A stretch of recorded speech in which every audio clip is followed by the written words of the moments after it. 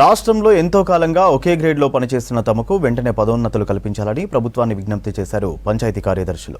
8 సంవత్సరాలుగా పెండింగ్లో ఉన్న సమస్యలను పరిష్కరించాలని కోరారు. హైదరాబాద్ సుందరయ్య విజ్ఞాన కేంద్రంలో తెలంగాణ పంచాయతీ కార్యదర్శుల సమస్యల సాధనకై రాష్ట్ర స్థాయి సదస్సు నిర్వహించారు. ఈ సదస్సుకు ముఖ్య అతిథులుగా టీఎన్జీఓ రాష్ట్ర అధ్యక్షులు మారం జగదీష్, కార్యదర్శి ముజీబ్లు హాజరయ్యారు. పంచాయతీ కార్యదర్శుల సమస్యలను ప్రభుత్వం దృష్టికి తీసుకెళ్లి పరిష్కరించేందుకు కృషి చేస్తారని తెలిపారు మారం జగదీష్. పంచాయతీరాజ్ల లోకాన్ని నుండి మేము ఒకటి రిక్వెస్ట్ చేస్తా ఉన్నాం.